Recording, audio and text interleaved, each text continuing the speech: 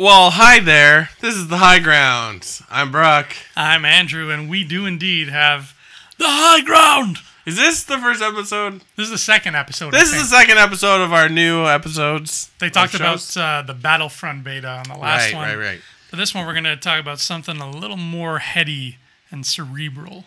Ooh. We're going to talk about this. Ooh la la. Star Wars from a certain point of view. This is an interesting, I guess, anthology. It's a selection of short stories about stories from a certain point of view, where characters that we saw in A New Hope are narrating their own viewpoint or what they were doing in the background. So you get a lot of stories about, oh, there's Darth Vader. It's like, yeah. Or we get a lot of Cantina stories. But it's very interesting to read because if you in the past read Tales from Jabba's Palace, Tales from the Cantina, Tales of Bounty Hunters, those were more drawn out stories, and there's a lot more. These are very short and concise, and the way it works is it follows with the movie.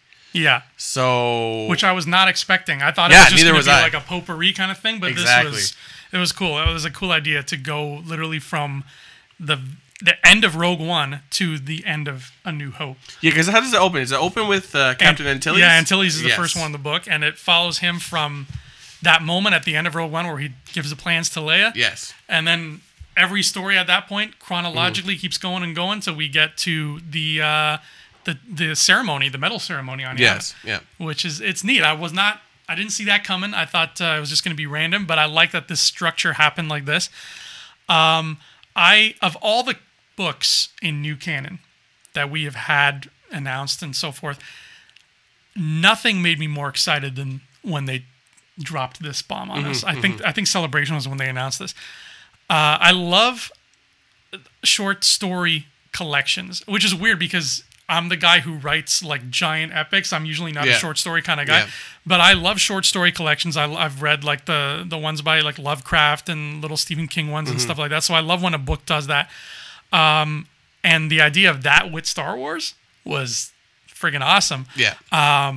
And for the most part, I would say like 90% of this book did not disappoint. I don't know if that's how you feel, but no, I would agree as well because there's a lot of different types of story writing in it, and there's a lot of big characters, small characters, and characters that you don't even see in movies. Like there's a Dr. Aphra story, which is I like that as well.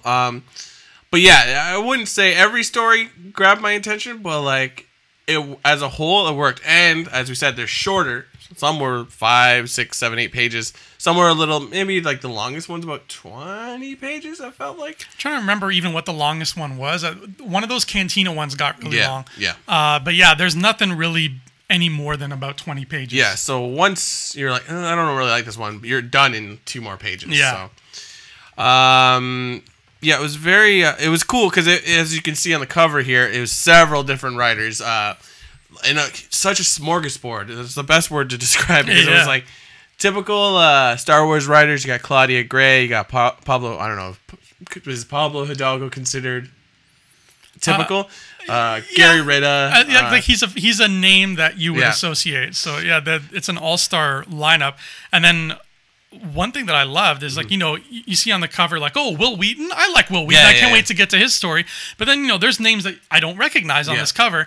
And now because of this book, I know those names and I want to know more about those people, which is great. There's a lot of comic book writers. Obviously, Kieran Gillen. Yeah, Kieran Gillen. Kieran Gillen, who writes Darth Vader, Matt Fraction, and Kelly Sue DeConnick, who they've written a lot of different things. They're actually married. It's funny. They worked. Well, it's not funny. It makes sense why they wrote it together. Even who voices Ahsoka? Oh, Ashley Eckstein. Ashley whatever. I can't say her name properly. It's and in the back of the book it tells you like, oh, these are who your writers are. So if like you've never heard of the name, they're like, oh, who is this? And you can find and follow them. So it was, I guess, one of her first. Yeah, one of her literary first things. And it was a team up with E.K. Johnston, who wrote the Ahsoka books. The two of them teamed up and wrote a story, which was great. Interesting. Let's dig a little spoilery here. So, fair warning, we're gonna go a little bit detail. Brock, if there's one story in this book that surprised you with how much you enjoyed it, what would it be? Ooh, that's hands down the Will Wheaton story, which was about the. I should know what he was. He's the guy, the radar tower guy that you see later in the movie. If you've seen the Family Guy one, he scans the Millennium Falcon in the Family Guy version of that. He goes pew pew pew pew. Gotcha. That guy on Yavin 4, but we get it earlier in the story. So he would have been on Yavin 4 at the time, but he talks about a lot of things, and the story revolves around him sending his daughter away because. Him and his family were forced into the rebellion because someone ratted them out, and his wife was executed because of that. So they joined the rebellion about that. So you get to kind of get a sense of what's happening on Yavin 4 prior to even the Millennium Falcon or the princess being saved. And it's the ending, without spoiling, it's just soul crushing. You're like, oh my god, because it's the whole focus is him making a video to give to his daughter because he knows that. Because of what the Death Star, they don't know that they have the plans yet, but they're like, well, we have to stop this Death Star. They're fully aware that they've seen what's happened on Scarif, so they're like, well, once they figure out where we are, we're dead. So I gotta get my daughter out of here. So he makes a video, just in case he doesn't make it. Like, now you can know why. So definitely read that one. That one is what I don't know which one stood out for you. Oh God, there were so many pleasant surprises. I think my favorite, and I can't remember who the writer was, but my favorite that really shocked me with how great it was the Mon Mothma story. Yes. Oh, right here, A Contingency Plan by Alexander Freed. He wrote the first Battlefront novel. That story was so haunting, I think. It basically just explains why Mon Mothma was not on Yavin during that fight. It's about her leaving Yavin to go back to, I think, Chandrila. And it's sort of just going through what's running through her mind as she knows the Death Star is closing in on Yavin.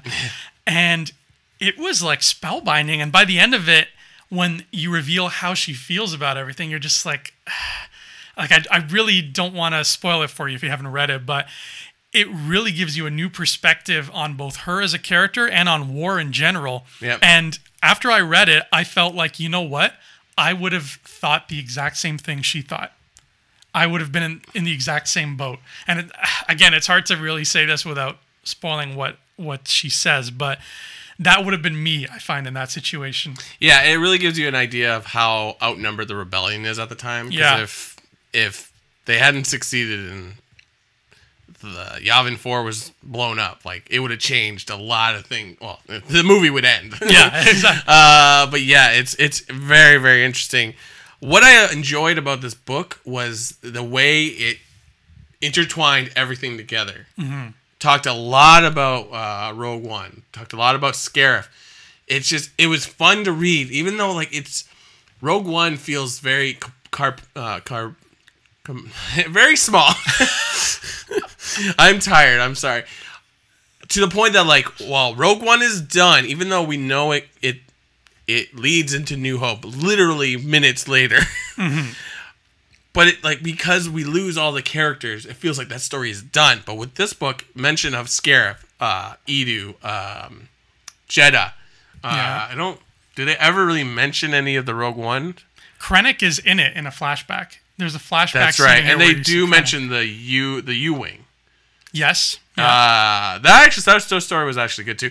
So it's like all of a sudden that movie lives on because it's like this thing happened, and unfortunately, all their fun characters did not make it. But so yeah, it's just crazy because and also because Rogue One comes out 40 years after A New Hope. It gives it more severity where it's like these things all happened in the space of probably a week and a half. Yeah. It's like the Empire blew up a lot of stuff with the Death Star. Well, for the longest time, all it was Alderaan. I was like, one planet's got. It's like, no, there were several different planets. So it really gave it a severity. And then there's a little bit of Rebels mixed in as well. Mm-hmm. General Syndulla, stuff like that. And this is glue. This is the glue for Star Wars books. Where everything, even Afra, like you said, Afra she's exists only in the comics right now, but they brought her in. And I want to give a shout out actually to one author in particular who I think did an amazing job.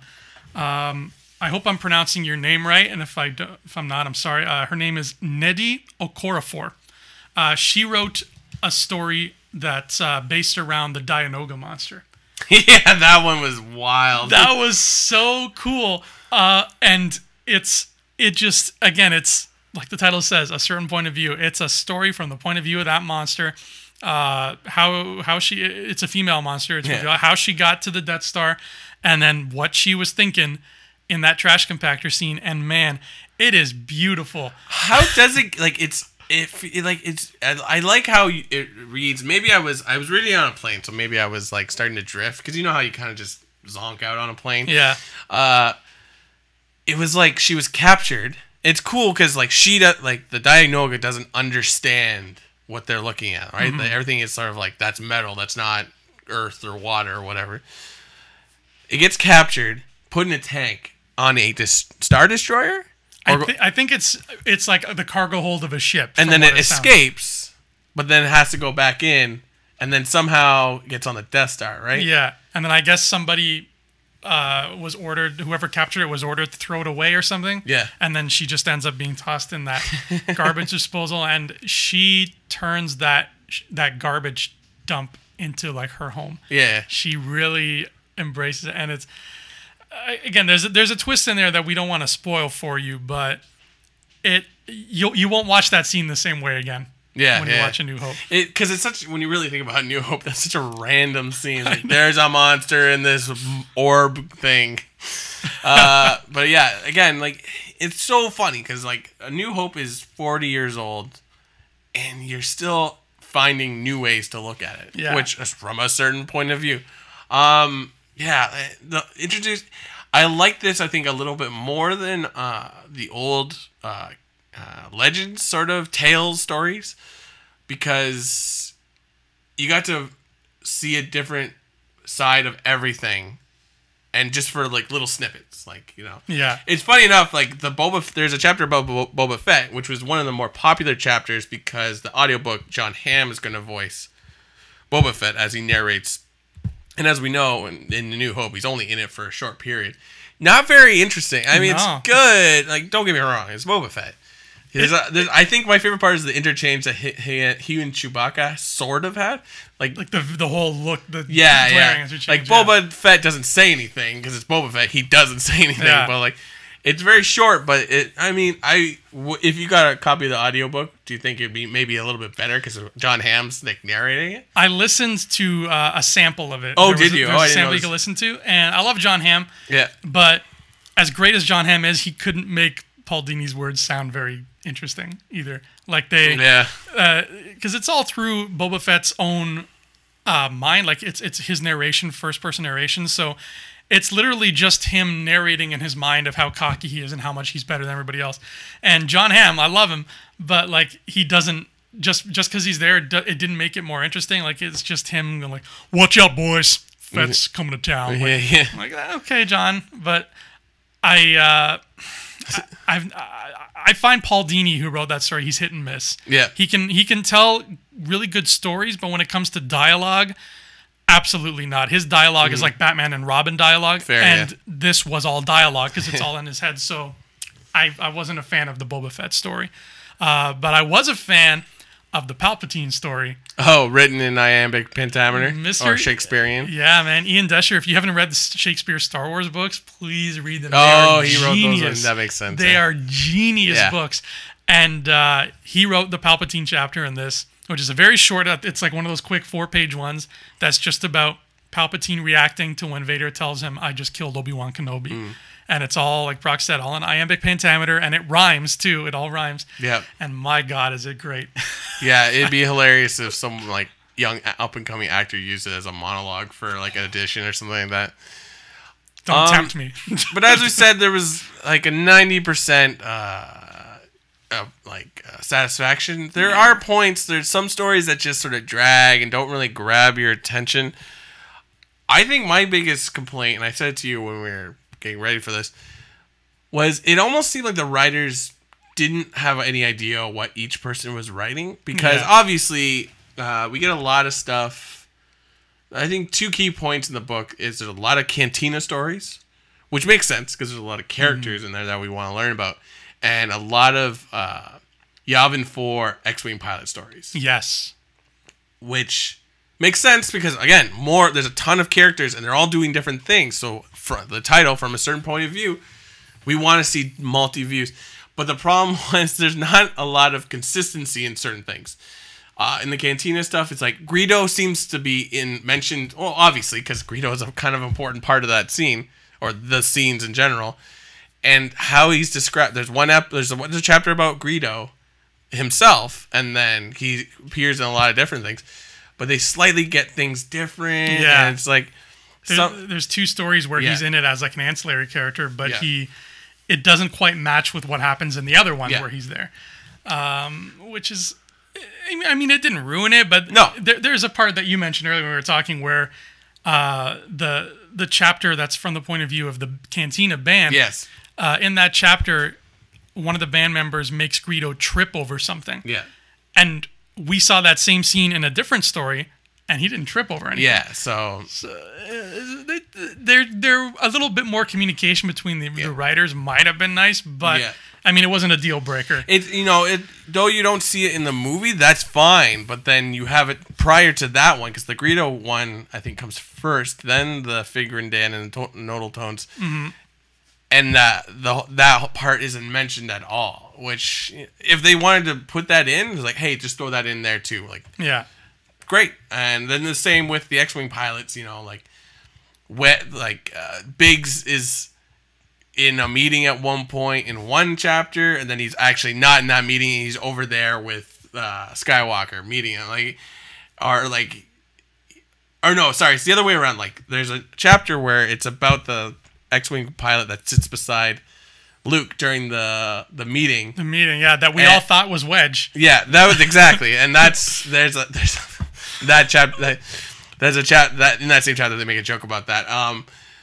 But there was the Womp Rat reference, and in that one they're having another meeting where it's just the X-Wing pilots just talking about who gets to fly, because some of them don't all get to fly, and Biggs is in there, and they mention Womp Rats. That's how you figure out who that character is. He's like, "You Cam," and he runs out like, "Oh my God, Luke's here!"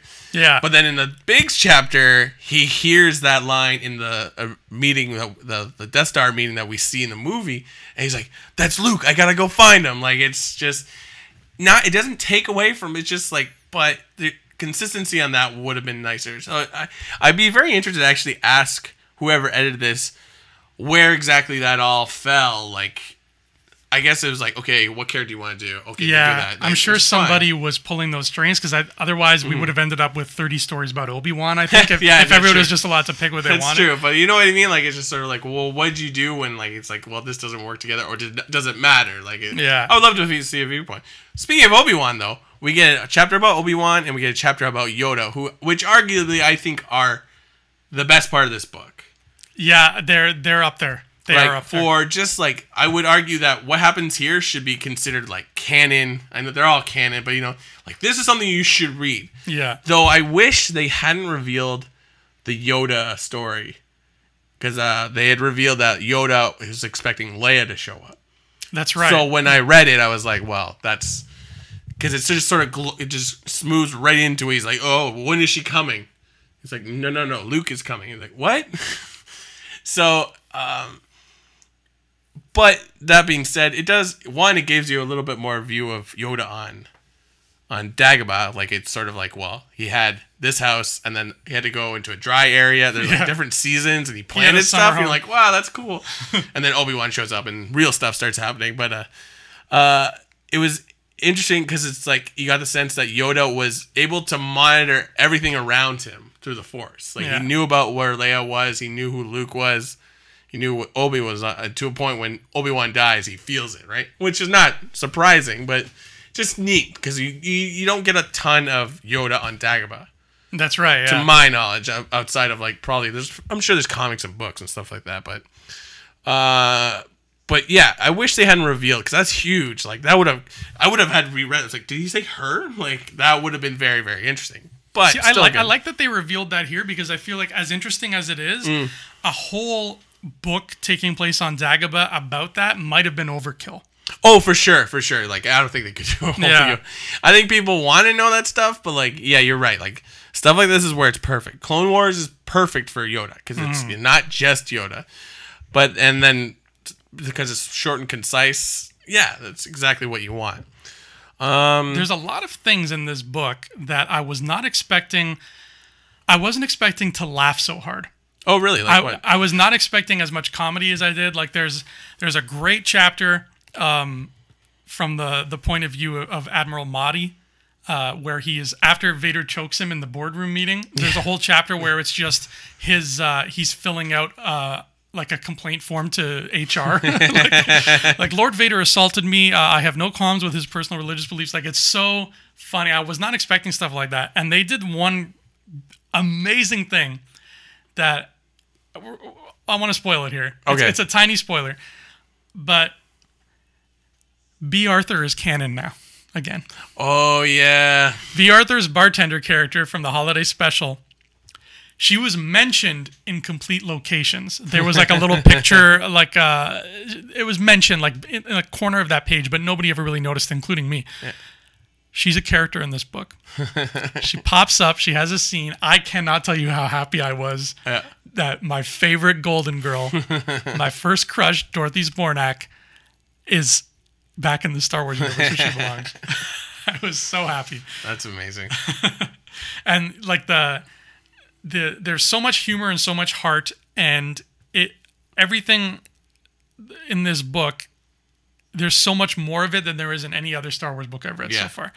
Like, obviously Lost Stars is amazing, and it's probably still my number one of these new books, but this really lived up to expectations for the first time in 4 years. A new canon book, I feel, has lived up to its expectations. Right. The last story, I'm not gonna lie, was my least favorite. It's sort of a bait and switch when you read the title and they're like the Book of the Wills or Journal of the Wills, and you're like, "Ooh, that's important." Like you and James know quite a bit about it, and for those unaware, like the Book of the Wills, or well, in Return of the Jedi, Rogue One, Chirrut and Baz are technically wills, or they're guardians of the wills. Sorry. Yeah. So the wills are books talking or journals of things that have happened in the galaxy. So really, when you see the opening crawls, it says Book 1 or Chapter 1. That's a chapter from a Book of the Wills. So the last one is basically somebody writing that, scrolling the scroll, but then there's someone commenting back. It's like, what about this and what about and there's a lot of mention. That's where the characters from Rogue One are mentioned. Like, what about K2SO? Yeah. Why wouldn't you mention K2SO? But it's written like two people arguing on like a chat page in 2017. Yeah, exactly. Like, they use the words dude and awesome, and I'm like, really? It's a weird way to go out. And but actually, at the beginning of the book makes more sense because that's where the crawl would have been. Yeah, that would have been a great place for it. Yeah. It's definitely not going out with a bang. But what are your final thoughts on a certain point of view, bro? I love it. I'm glad I picked it up. Huge. I would read it again because I feel like I might have missed a few things, and I can't say more. I can't say more good things about it. I can't make words. But I loved it, and definitely pick it up. I hope they make a second one for Empire Strikes Back. Yeah, it is. It's everything I wanted. It is so much fun. And yeah, I agree with you 100%. I want one for Empire now. I want one for Jedi. Hell, give me one for every Star Wars movie we've ever had. Because, like you said, there's a lot of material in here that's Cantina and X-Wing pilots. And I feel like if you make a book like this from a movie like Attack of the Clones, you have more to work with, you know, like it's not just in one or two locations. So like you could have like 2 Dexter's Diner stories, and one about the librarian. Like you could play around with this so much. I really hope this continues. I just hope we don't have to wait for the 40th anniversary of Phantom Menace to get a Phantom Menace version. Like, just start making them because they're beautiful. No, I agree. But read it. Yeah, just read it. Read it. You will not be disappointed, except by the last story. Those are the guys who wrote that last story, in which case you'll like it. Well, this is episode 2 of The High Ground, and now we will say goodbye, ground. I like that a lot. Thank you. I will never be on the show again. guys. I think we should end this show always by saying, I've got the high ground, and then the other person says, you underestimate my power. Perfect. Done. That's canon. Boom. All right, guys. See you later. Hey, scumbags. Thanks for watching. Don't forget to give us a thumbs up on our video. As always, please subscribe to our YouTube channel, Rebel Scum Podcast, for all the latest videos.